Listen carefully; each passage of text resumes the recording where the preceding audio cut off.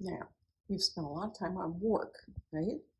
But we said the internal energy depended on two things, not just work.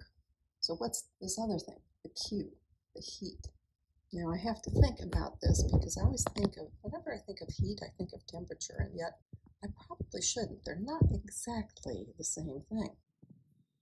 Heat is when you transfer energy.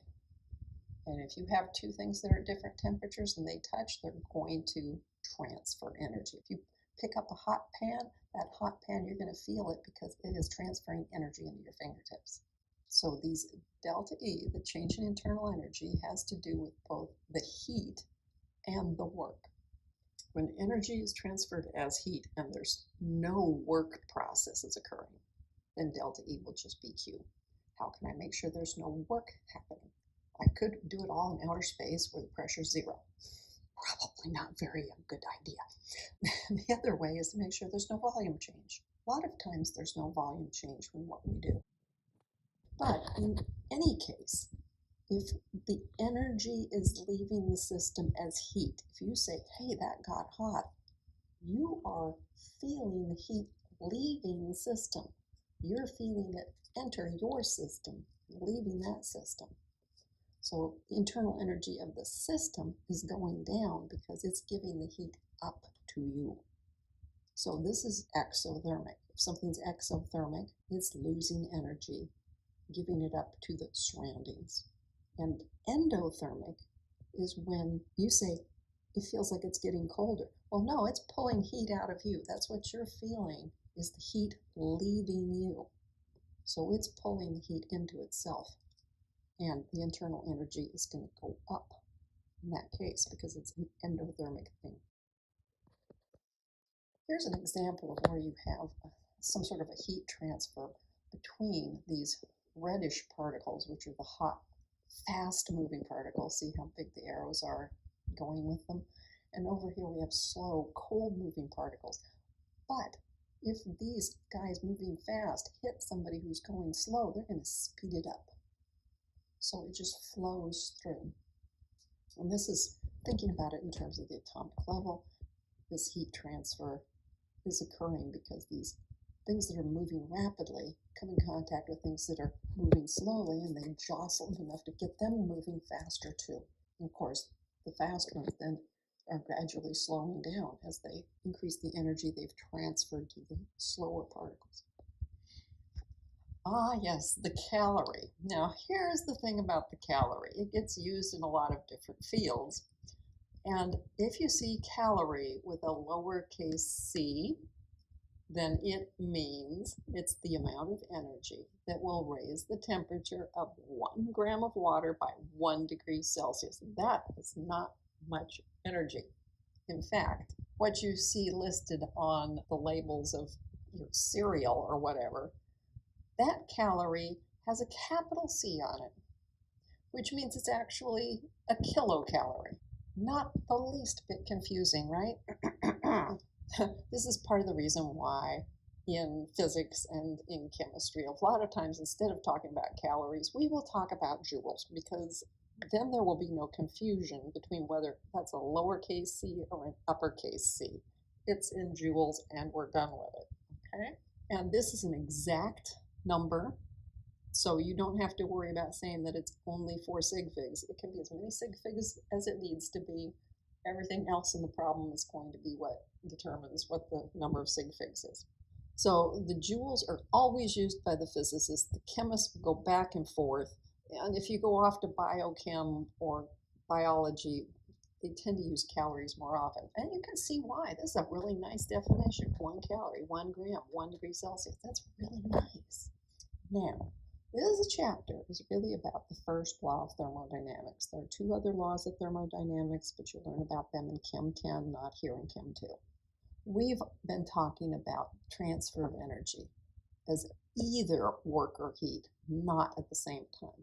But there are things that will do both at the same time. For example, if you burn gasoline in your engine, the vapor is burning, it expands. So it made work from its expansion, and it also was exothermic and released heat. So you have to have both. All right, now here's another little example. The system was heated by using 300 joules of heat. So that went into the system, okay? But the internal energy decreased by 150 joules.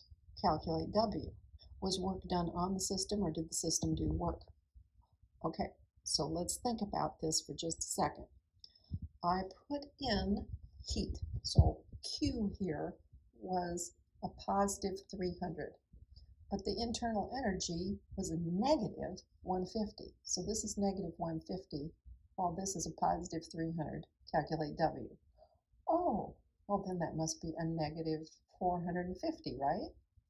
Just do the algebra, then you can say, all right, now that I know that W is a negative 450, I know that means that the system itself lost energy by doing work. Work was done by the system. Instead of saying Q and heat all the time, we use the word enthalpy. And we use delta H, which kind of reminds us of the word heat again, but that's okay, all right? Enthalpy, we'll use delta H instead of Q from now on. Why did we talk about Q to begin with?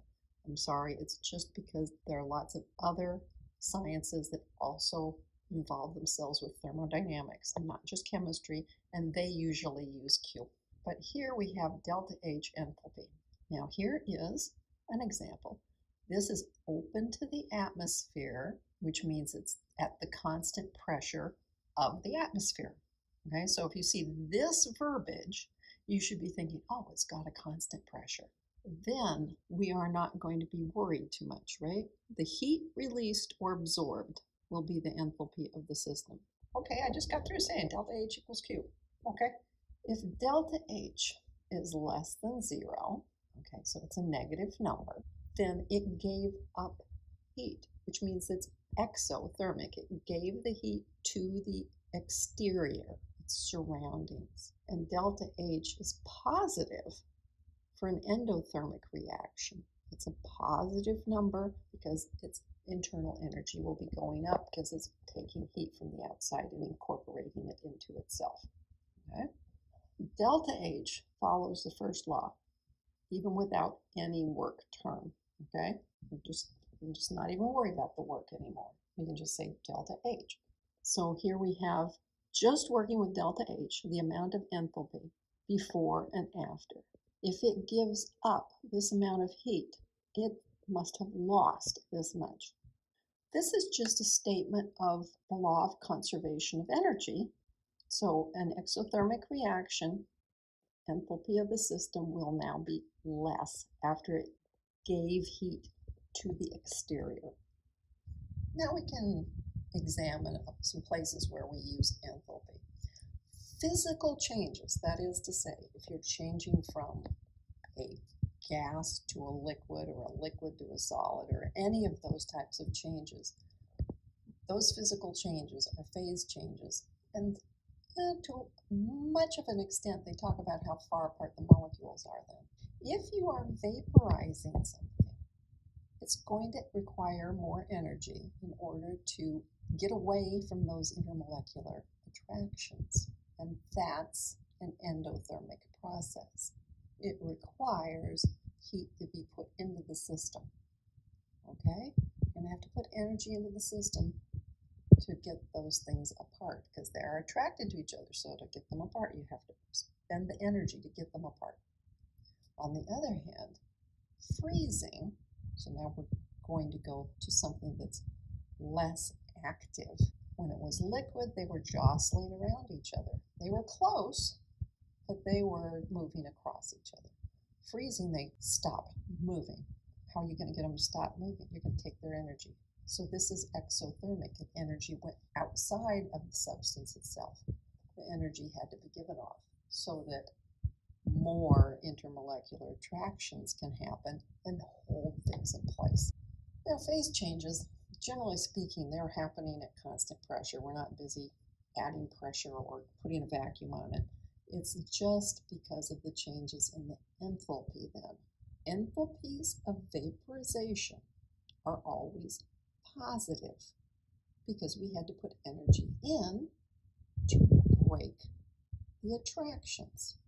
Anytime you're looking at this vaporization, we're talking about the intermolecular attractions, which we studied before.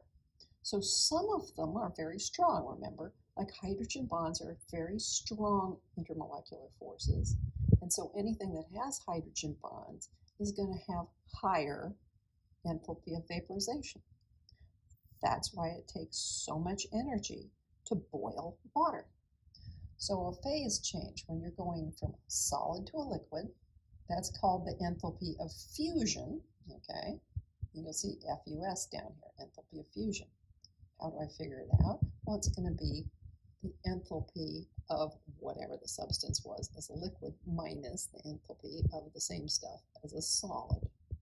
Now, final minus initial. We know this has a higher amount of enthalpy because things are moving around, right? This is going to have less because it's not moving around. So I'll get a positive number if I'm going to a more active phase. Here are some compounds and their formulas and what their freezing and then boiling points are. And for the freezing point, what is the delta H, the change in enthalpy, fusion? And for the boiling point, what's the change in enthalpy of vaporization? A little complicated, but okay, let's take a look at it. Here is argon. We know that's a noble gas. It exists just as an individual atom. The freezing point is not very much different than the boiling point. Not much difference there, just less than 4 degrees. And the fusion, the enthalpy of fusion is 1.2, whereas the enthalpy of vaporization is 6.5. This is always less. Fusion is always less than vaporization because vaporization means they have to get totally away from each other. We went from being locked in place to being able to tumble around each other, but we really sort of are at the same distance, very close to the same distance from each other. But here we have to separate them a lot. That's going to take a lot more energy. So the change in enthalpy for vaporization is always more than the one for fusion. And you can see as we go through these, we get bigger differences. As soon as we get away from a single atom, there's a bigger difference in freezing and boiling points. And you can go through here and say, okay, oh, water. I know that's got a lot of hydrogen bonds, right? You can see how much more the freezing point is for it. And for that matter, look at the boiling point as well. It's got very high freezing and boiling points because of all the hydrogen bonding. And to go along with that, if you look at the change in enthalpy for both fusion and vaporization, you see very high numbers in comparison to the other compounds that we've listed here. So here, 6.0 kilojoules per mole, and that would melt 1 mole, which is 18 grams, at 0 Celsius. That means we would have to put in 6 kilojoules of heat to make it happen. And here's what I was saying about vaporizing. You've got to get the molecules separated. And their kinetic energy has to get a lot higher then, because that's a gas, right? If you're just melting, the molecules are still close together. And those forces, intermolecular forces, are not that much different than they were in the solid. Now, we talked about the enthalpy of fusion and the enthalpy of vaporization. But you can also talk about the enthalpy of freezing. That's the opposite direction from fusion, right? Fusion was taking a solid, melting it into a liquid. Freezing is liquid turning into solid. Now, as it turns out, enthalpy is a state function. The only thing that matters is what the beginning was and the end, and the path doesn't matter, okay? That's like saying you care about what the difference in altitude is on your climb. But nobody told you if it wasn't a state function, it wouldn't matter what the path was. A state function only cares about what the beginning was and what the end was. Other things care about the path that was taken. when we were calculating the other part, because we have, for our internal energy, we had heat and we had work, and we found out that work, it depended on how you did the work, how efficient it was, okay? But heat doesn't behave that way. It's just the beginning and the end. So if we are freezing instead of fusing, they end up being opposite processes, and if one is a positive, the other will be a negative. So you can find out if you need the enthalpy of freezing, you go look up the enthalpy of fusion, change the sign. So here is an example. If you know the enthalpy of fusion of water is the 6 kilojoules per mole, then the enthalpy of freezing for water is going to be negative 6 kilojoules per mole. The same thing applies for condensation, because condensation is when it changes from a gas to a liquid. Vaporization was liquid to gas. So you can do the same thing. They're just going to be opposite signs. If you need the enthalpy of condensation, look up the enthalpy of vaporization and change the sign.